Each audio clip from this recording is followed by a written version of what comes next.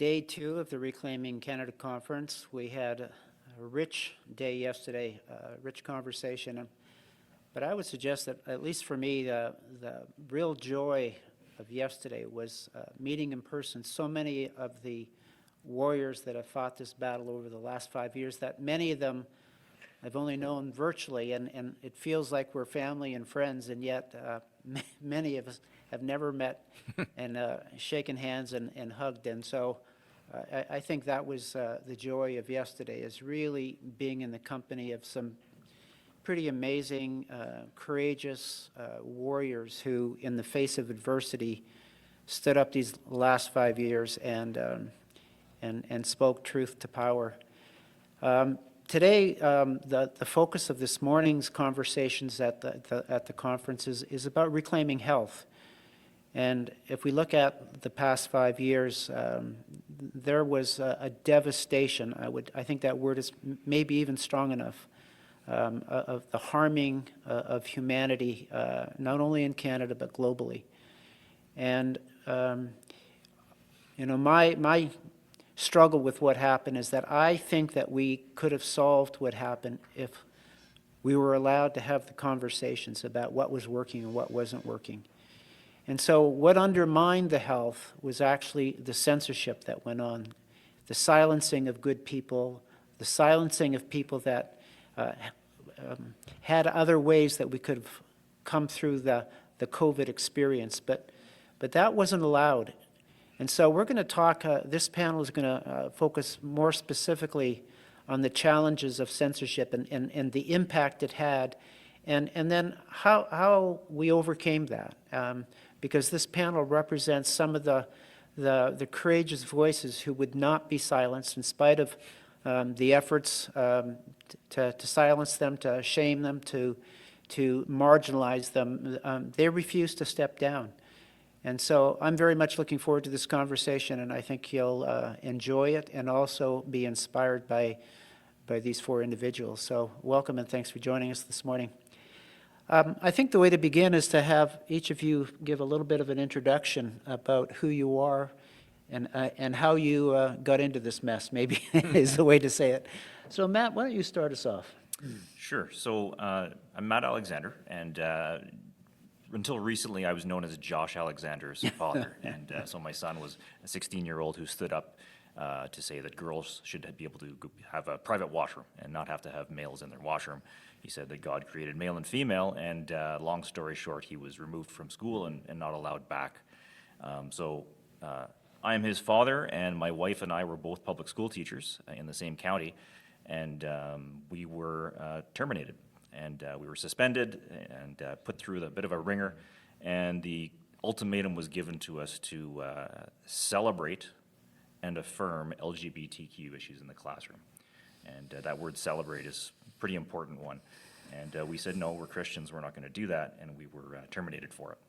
So that's how I'm here. Thank you. Thanks for joining us. Thomas. Well, Tom Kerber, and I've been involved in electronic development for 45 years, and about 18 years ago I got into the medical side of things.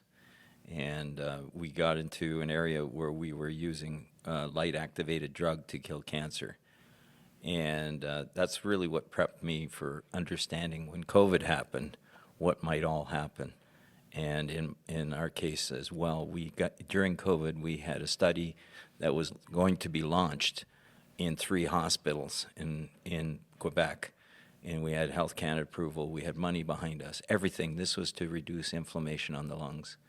And they shut us down. The upper management shut us down after we were fully ready. I guess they didn't want the answers. No. We'll get into that. Jordan, welcome. My name's Jordan Kealy. I'm a farmer, mechanic. I'm also a provincial BC politician. I'm an MLA. In that order, yeah. In that order. I don't really like being called a politician, but I am. There's a reason why I got into politics. That's one of the reasons why I'm actually here. And the topic that we're on is one of the reasons why I'm a politician. I didn't agree with the mandates. I knew it was going to cause a lot of problems. A lot of the reasons why they were doing them, I didn't agree with them. But it really hit home that when my father ended up getting the third shot, he had no immune system. He got severely sick. He got so sick that to the point where they couldn't handle his pain anymore. They said that he had 4 different types of cancer, stage 4. He decided to choose MAID, and while I was on the farm, I never got vaccinated. And when I went down to go and see him, I was told that I couldn't go in. And even when I turned around and said, like, I have to see my father, he's on his deathbed, like, I'm not sick, they wouldn't let me. I said, like, even if I got the shot, they said, you still have to wait 2 weeks. And I said, this is ridiculous. I felt like a piece of my humanity was taken away from me, that not being able to see a family member die. I guess I could have broke into the hospital and made a big scene or whatever, but that my mom asked me not to, and I respected that. It really put me in a bad place for about 5 months, and reflecting on there was a lot of anger that it left within me towards the system, and I had to do something with that, and I realized it was systemic. It was the system that did it. It was the politicians, the bureaucracy that did that. And the only way that I could see to do that was to try and change the system. So I got into politics, and first stage that I did that, I got into local government. I became a regional director, and I did that for 2 years.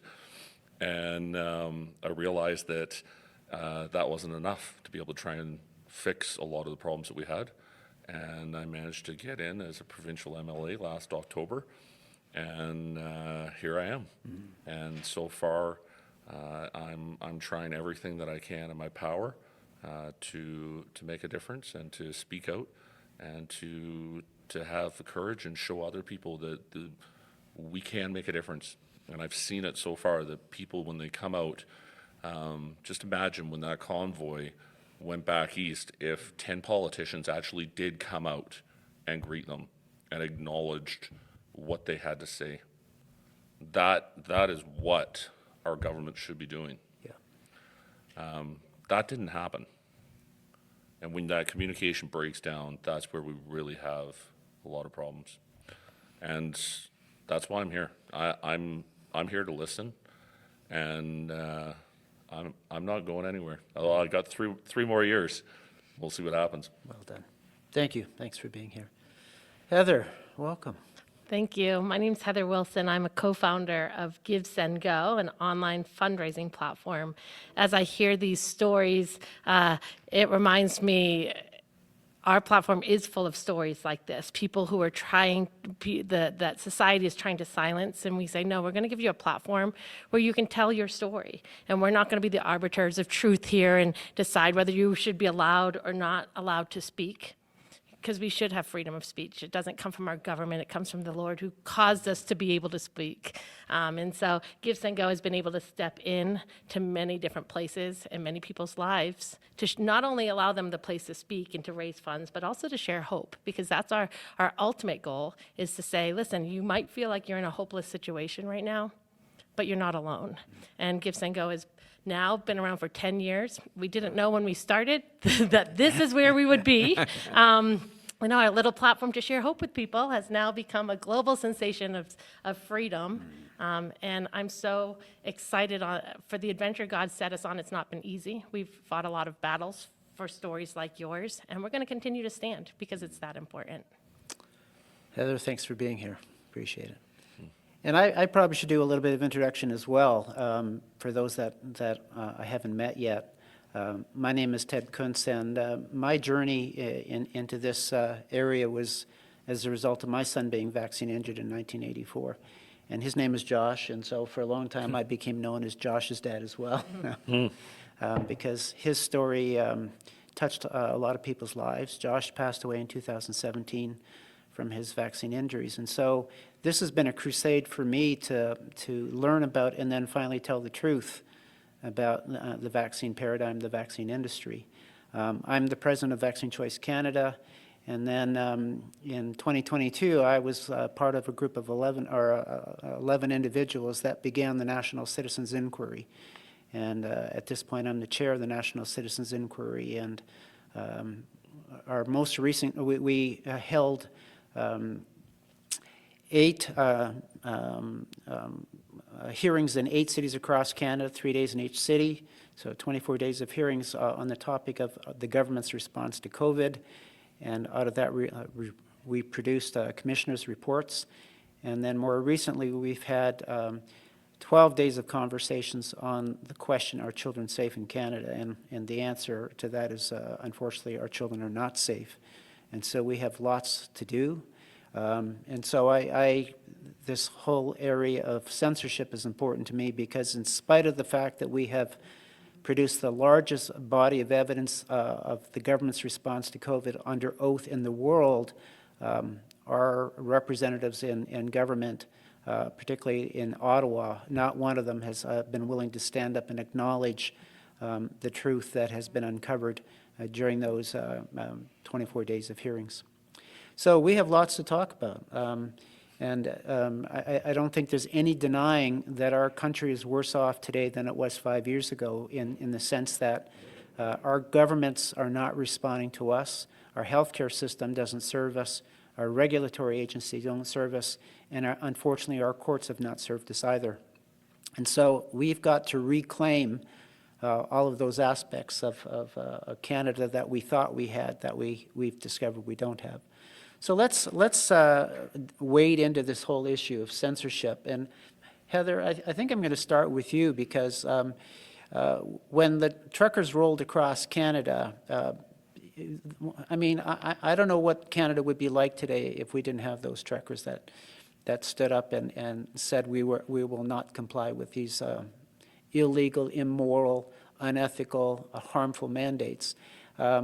And Canadians responded just beautifully. I mean, I think for all of us that when we saw those people on the overpasses in minus 30 and minus 40 degree temperatures, it moved us. And they opened up their wallets and they supported the truckers to do what they were doing for us. And the government wanted to paint us all as terrorists and a fringe minority, and shut down the first platform that was helping those truckers. And I'm assuming you were under some of that challenge as well. I heard you say in your opening comments yesterday when you spoke at the main stage that Canada got us in a little bit of trouble. So maybe you want to speak to that. Sure. You know, what we saw was something that we hadn't seen for a while in our countries, where fear was building fear in people. So we saw fear beget fear, but then we all of a sudden saw some courage. And what we noticed is that when people stood out in courage, these truckers in particular, that all of a sudden courage was starting to grow. And it was such an amazing thing. In the midst of something that was traumatic and horrible, and we all couldn't believe it, we saw something actually great arise out of it. We can look at all the bad things, how the government went crazy, and how they told us to shut down these campaigns, and we weren't allowed to let this protest happen. And we can look at all that and go, wow, how did Canada get there? How did all the countries that were going crazy get there? But we can also look and say, look at what it bred in people. It made us stand up and say, listen, if I can either live in fear and then everybody around me will be fearful, or I can live in courage and I can watch other people step up and be courageous. And that's what we did at Give Send Go. And it wasn't easy. I'm a stay-at-home mom. I never went to college. I have 6 children. And 10 years ago, this idea of crowdfunding came up. We saw GoFundMe. We said, what a great idea, but let's share hope with people, not just the funding aspect. Let's marry the two. And we thought, what a great idea to be the alternative to GoFundMe. We had no idea that this is where we were going to be. And I can tell you my personal journey was one of having to also build that courage to be in a place where I could get to standing up and saying, I'm going to speak truth no matter what the consequence is.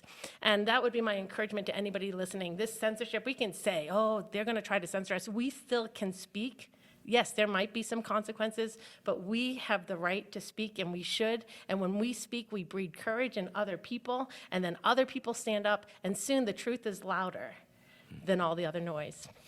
So did you get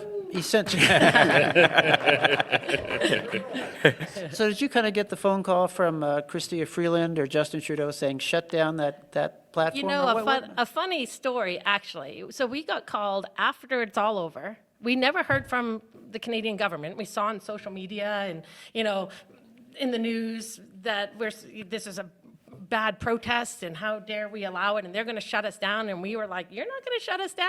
You're not the boss of us. I said this yesterday. And that's literally, I think, was like our Facebook post, probably a little childish, but we're like, you're not the boss of us. And we're not going to take this down. And months later, we get called to Parliament to speak.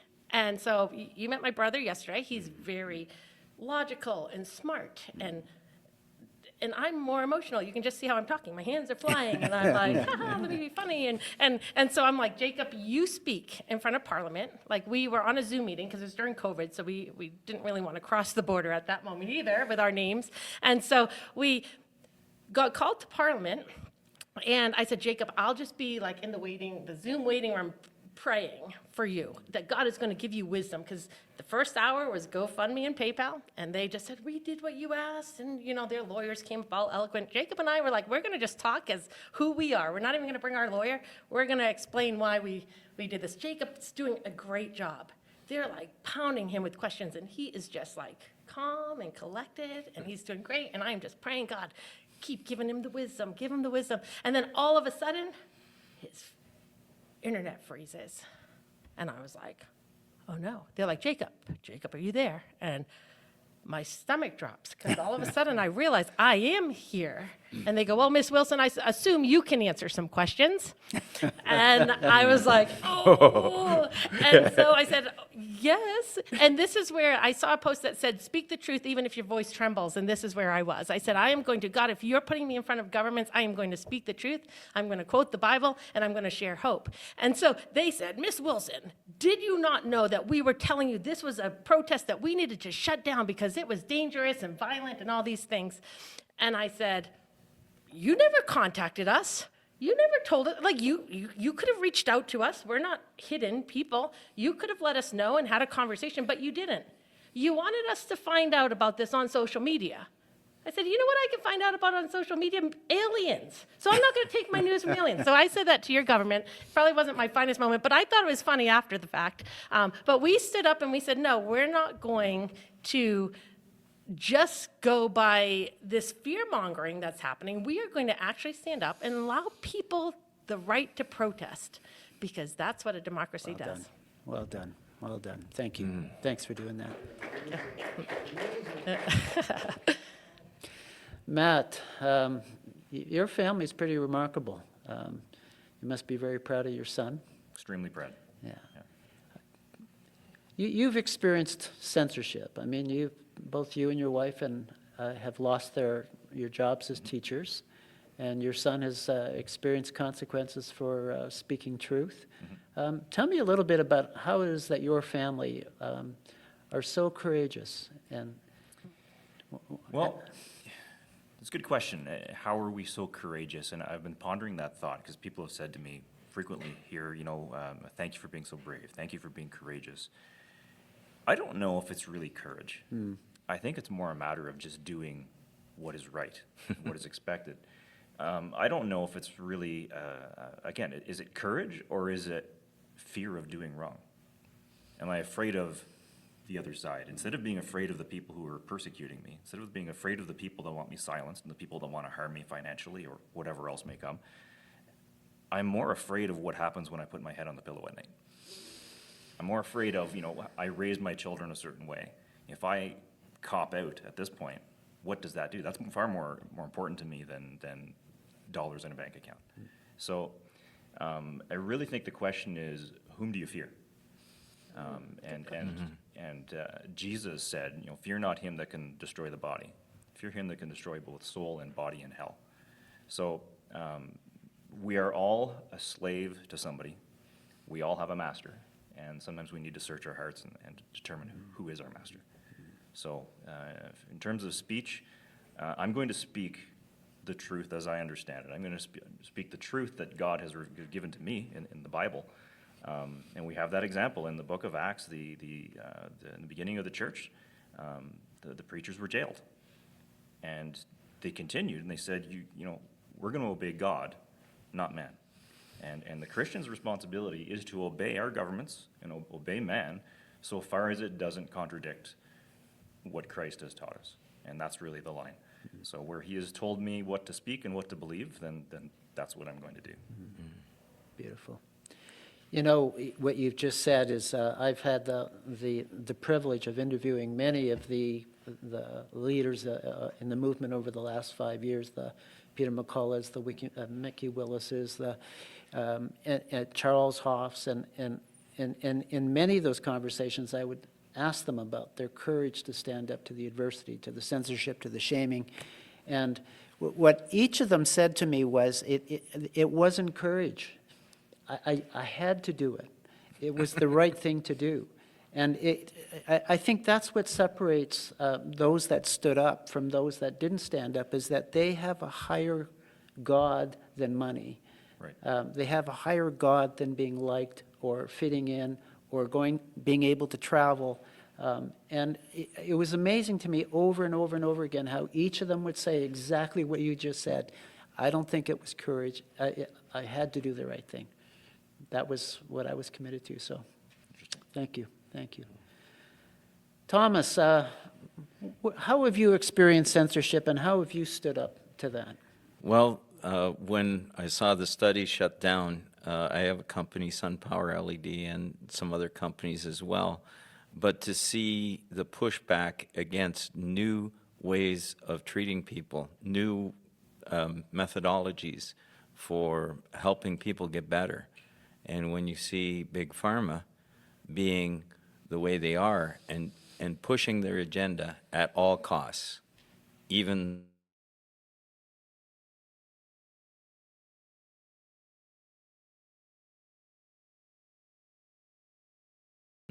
I really appreciate your comment. It's like, yeah, it's like, do the right thing. You have to do the right thing.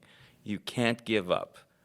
And when, my wife commented once, she says, you're like one of those punching bags. You go and punch it and it just comes right back up again.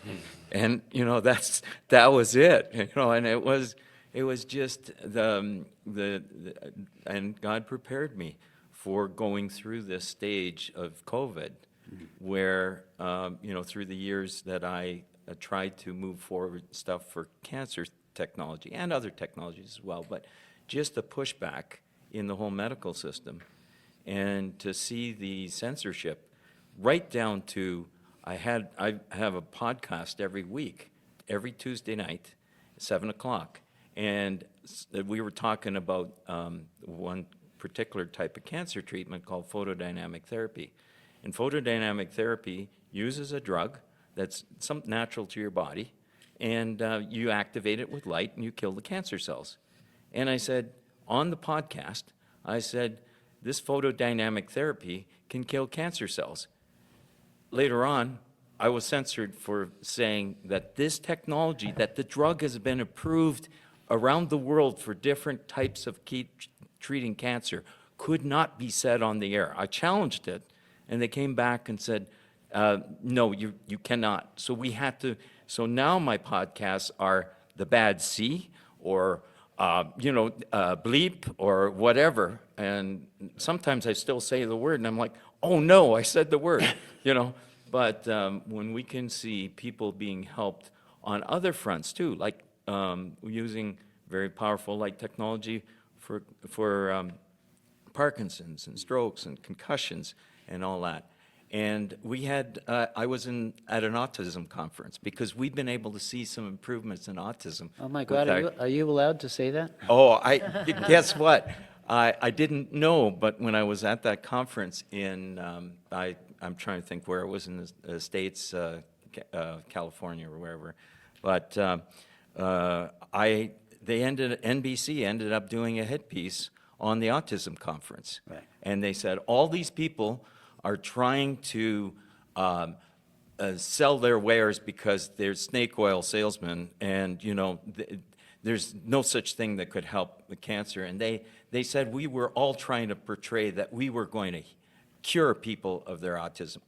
Nobody in that, there was about a dozen, maybe 20 exhibitors. Nobody ever said anything along the lines of cures. We can help people, but NBC did a hit piece, and they zoomed right in on my booth.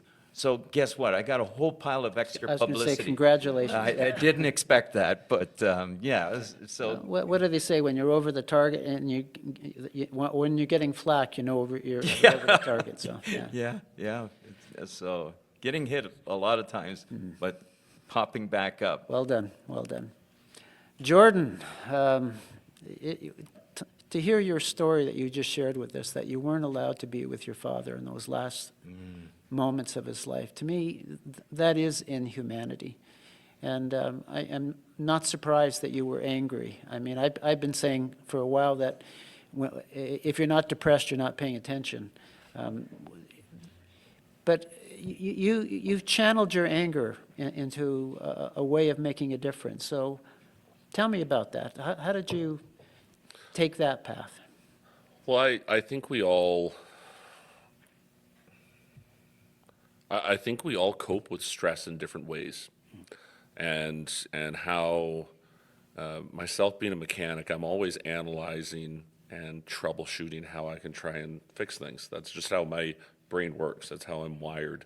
When we got into COVID and what was happening, and I saw nurses getting fired, I had never been in a protest before, and that was the first time I went to the hospital, and I picked up a picket sign, and I said that I knew two of the nurses that had just gotten COVID, and they had natural immunity, and there's no reason, like they just went from praising them of being heroes for going through all of that and helping people, and then they fire them. And I picked up that protest sign, and you think that might help something, and it doesn't get acknowledged.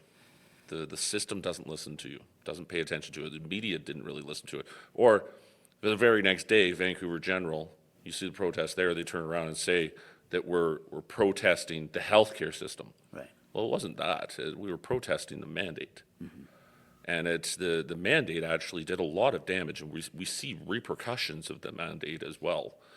The way that my mind works is that I see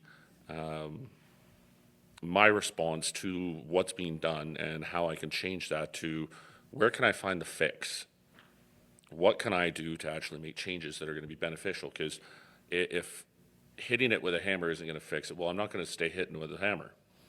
I'm going to find a different way to work on it, and that's what I can continue to do. And I'm at the point now where, getting into provincial politics, I went in as a provincial conservative, BC conservative, in that party, and there were a lot of issues in that when it came to censorship, and the party turned out to be a lot different than what it was, and it led to me being an independent. Now I have the ability to speak very freely, to be able to call out injustice when I see it, to be able to stand up for those that can't get help from others. One of the ones that we just heard previously was the ostrich farm. The censorship that they've seen there, and the CFIA that's coming after, sounds like later on today that their birds are going to get killed. That there's no reason that they should medically in any way.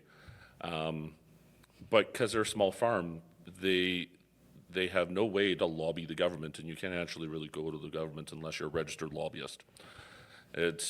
So that was the first thing that I went to try and do, was help them. Like it could easily be my farm or another person's farm. And I have to try and find the scenarios where I can get that fix. Not just create noise, but to actually find the scenario where I can find the avenue to fix and change the system.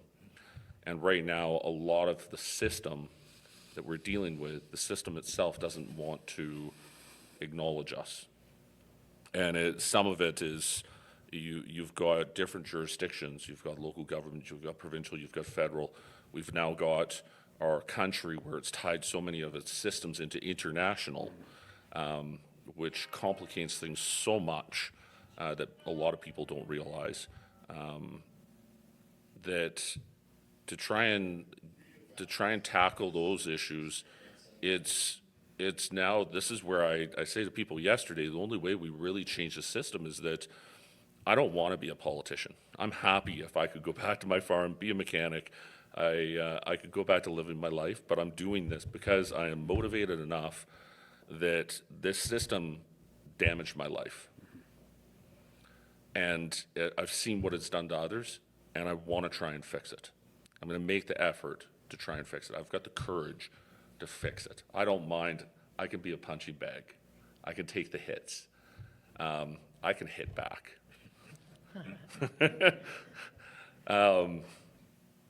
But what I need is that I need other people to start stepping forward as well. I can't be the only one. So we've got the elections coming up in Alberta here, local government. There's other local governments. Next year, it's in BC where local governments are coming up. We can look at other elections. We need to start building up and unifying the people that actually want to step forward and start to find and make these fixes.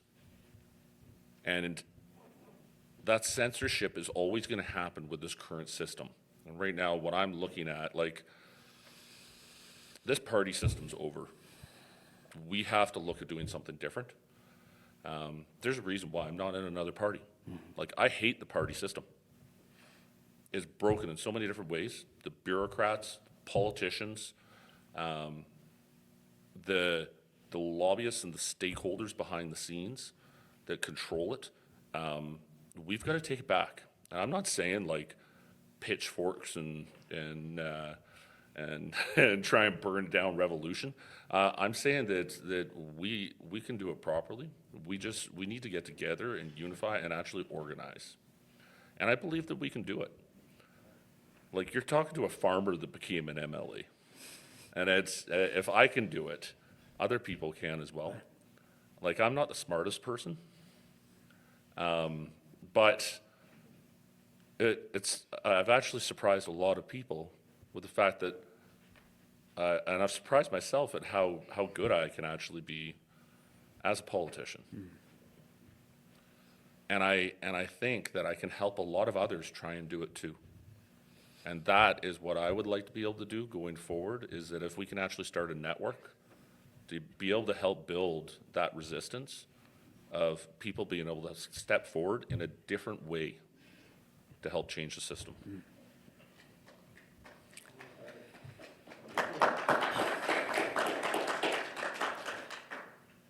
You know, I think those that are here at this conference, what we've come to recognize is that we're in a war. And the war will take us over if we don't stand up. There's no sitting this one out. And so we all have to find a way to be in this battle.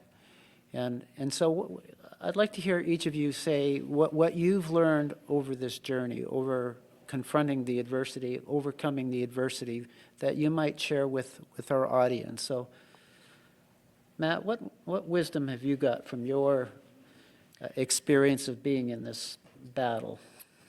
I think the last few years have shown us that trying to go along and be nice and compliant with the requirements and the orders that have been put down upon us in so many realms of society has not worked. It has caused us to be here where we are. And by going along with that which we don't agree is a voluntary submission to totalitarianism is what we're at now. So the only answer is to stand up and speak up in whatever realm we have, and we're all different. We're all in different places. But it's time for our society to take back truth and the freedom to speak. And we saw, as we opened there with the, Heather talked about the convoy, when those trucks started rolling across that country. I think we can all relate to how we felt seeing, okay, someone's standing up, someone's speaking, and it's going to change things, and it did. So we need to do that really in every realm and just take back society from the conversation in aisle 5 of the grocery store to parent council to wherever you might be. to standing up to the school boards and those systems that are doing wrong. That's right. Yeah, thank you. Thomas, what wisdom do you have for this audience? I would say that it is to stand up for truth.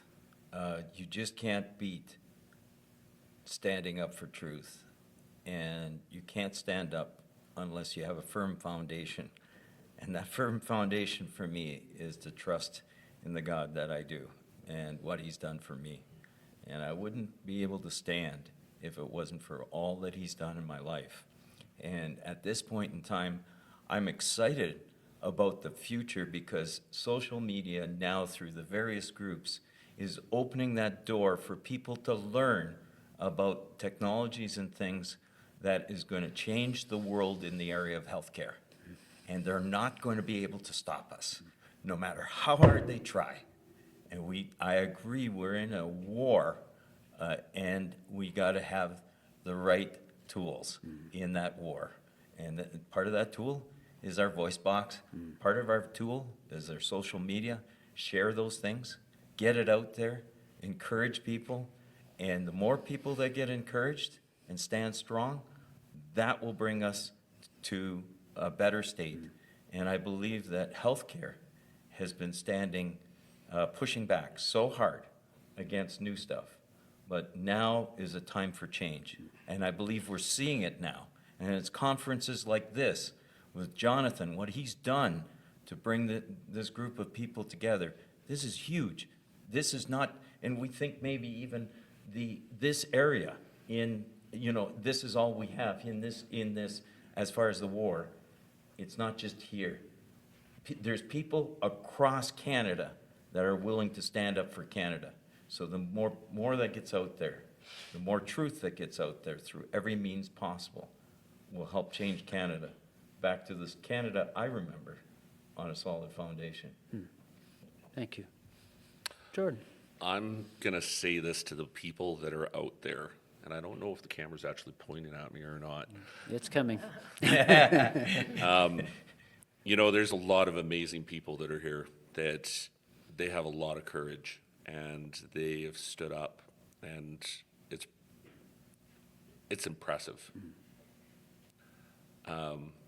I ripped myself out of my comfort zone because of what happened to my father.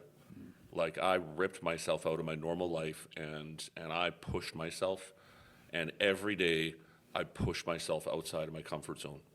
And I do that, and I become stronger and stronger because of doing that. And it helps me become who I am. And if I can say one thing about how we can unify and become stronger is each day do one thing to push yourself outside of your comfort zone of what you'd like to do to accomplish. You may not win, but each day try and push yourself and you'll become stronger and stronger. And what we need across Canada is the strength of everybody to unify together. Well said. Thank you. Heather? Being in the realm of crowdfunding, where the premise is that if everybody comes together and does something, it doesn't take one person giving $1 million, it takes 1 million people giving $1. And you can get the same result and more people behind the cause. Just that foundation should be how we operate in everything. Let's all do something and things will change. The Bible says the righteous, in Proverbs, it says the righteous walk around as bold as lions. And I think that is the overarching thing of censorship. We can walk around fearful. Or if we're righteous and following the Lord, we can walk around as bold as a lion because we do have the truth. So I know we're wrapping it up here, and those are my final words. No, those are beautiful words. You know, what I see and hear from all four of you is that you have a very strong faith, and you honor your God. And so your God is not being comfortable, your God is not fitting in, your God is not going along. You've got a core foundation that you know that you're here to defend. And I just want to honor each of you for, in your own way, you've all found a path to honor God. And Canada's better for it, so thank you all.